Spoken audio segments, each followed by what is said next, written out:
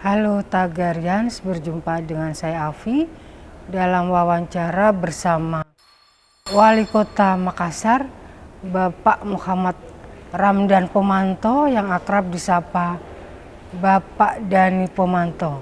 Selamat sore Pak Dani. Selamat sore Mbak Afi. Terima kasih, sebuah kehormatan bisa mewawancarai Pak Dani. Saya juga terima kasih bisa berkolaborasi dengan teman-teman Tagar ID. Iya. Saya ingin menanyakan tentang isu pemimpin ibu kota negara Nusantara di Kalimantan. Latar belakang arsitek salah satu menjadi syarat pemimpin di ibu kota negara baru. Dan Pak Dani disebut-sebut. Bagaimana Bapak mendengar kabar semacam tersebut? Saya selalu orang yang tidak pengen berhayal. Tetapi paling tidak kami bersyukur kami juga masuk kriteria itu. Pikiran saya adalah bagaimana bekerja dengan baik untuk rakyat dan terus menjalankan amanah di Kota Makassar. Kalaupun misalnya kita masuk saja alternatif itu sudah syukur. Saya kira tidak perlu kita berhayal terlalu jauh karena itu adalah bagian daripada keputusan dan hak prerogatif Bapak Presiden. Jadi kerja aja terus. Iya. Sepengetahuan Pak Dani, seperti apa pemimpin yang dibutuhkan ibu kota negara baru di Kalimantan, Pak? Jadi kriteria disampaikan Bapak Presiden, saya kira ini sebuah pemahaman yang sangat dalam tanda kutip saya kira jenius ya dari Bapak Presiden, karena memang arsitek itu diajari oleh ilmu mulai dari I, imajiner, menuju R, real. Jadi bagaimana semua ide yang belum tampak nyata, kemudian digambar, kemudian buatkan perspektif dan perencanaan, baru kemudian dikonstruksi dan kemudian jadi. Arsitek itu biasa dengan perjalanan seperti itu. Sehingga kriteria itu betul-betul menjawab sebuah visi besar Pak Jokowi untuk Indonesia, dalam hal ini adalah lahirnya Nusantara, karena kalau dengan profesi arsitek dia pasti paham mulai dari yang tidak kelihatan sampai kelihatan. Nah, itu yang saya pahami tentang ilmu arsitektur. Iya. Oke Pak, kalau kita melihat ibu kota negara baru ini direncanakan lama dan itu memang kebutuhan mendesak ya. Tapi yang muncul di permukaan itu seperti perdebatan politis gitu ya, ada yang mengkritik-kritik cukup tajam. Apakah para kepala daerah ini tidak diminta untuk mensosialisasikan pentingnya pindah ibu kota negara, Pak? Memang sebuah konsep ibu kota negara itu adalah sebuah konsep yang tidak sederhana. Sedangkan pikiran masyarakat itu lebih sederhana.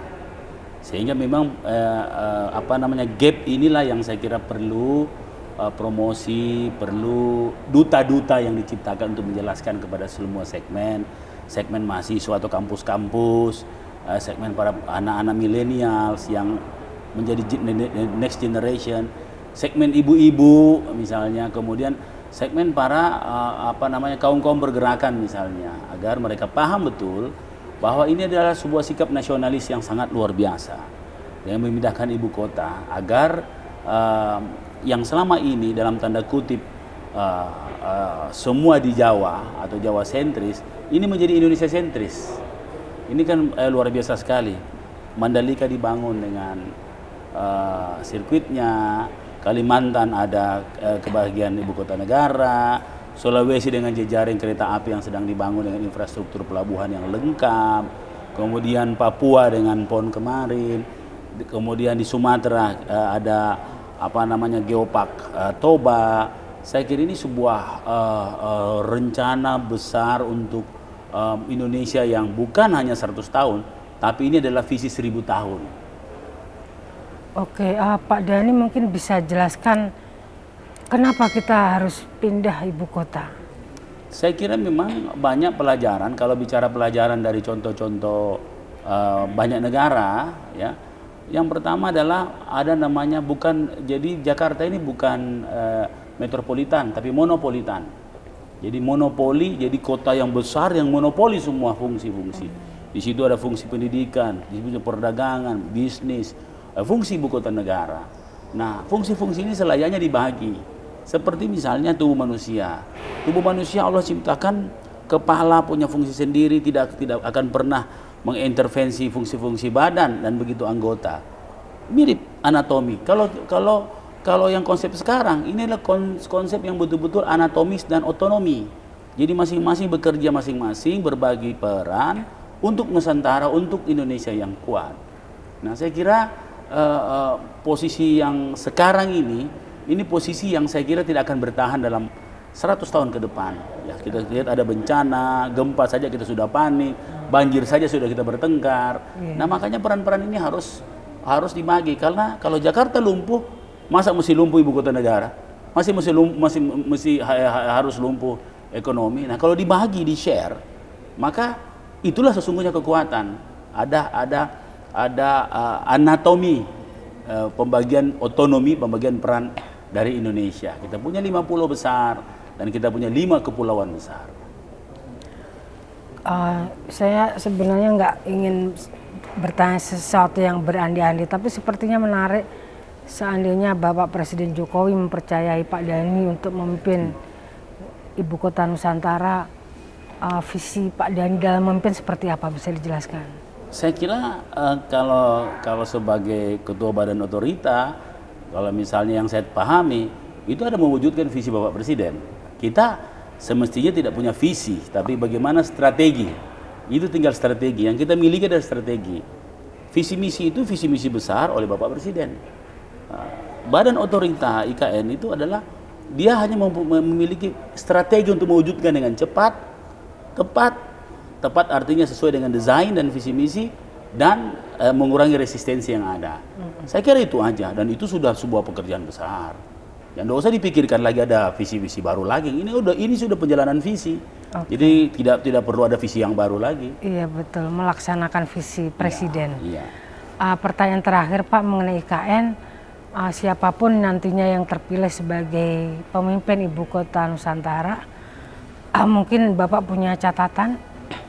Iya, saya kira karena konsepsinya adalah Nusantara. Ini kata Nusantara juga luar biasa. Saya sendiri orang yang sering membuat tagline itu terperanjat dengan kata Nusantara, sebuah kedalaman sejarah masa lalu. Nusantara itu dalam tanda kutip secara politik bukan hanya Indonesia. Ini menarik sekali, bukan hanya Indonesia, tapi Nusantara itu lebih luas dari Indonesia. Saya kira ini sebuah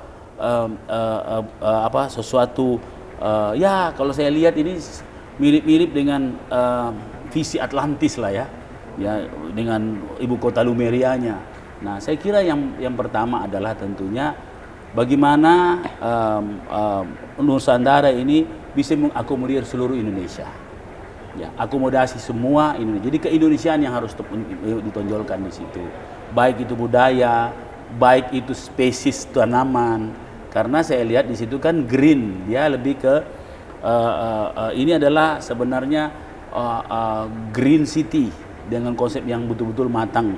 Sehingga seluruh spesies baik itu tanaman maupun flora dan fauna, bunga dan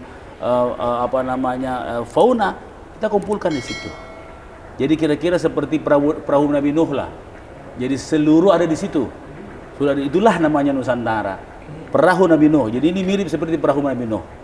Dan itulah Indonesia yang kita akan wariskan sampai 1000 tahun akan datang untuk generasi Indonesia yang kuat ke depan.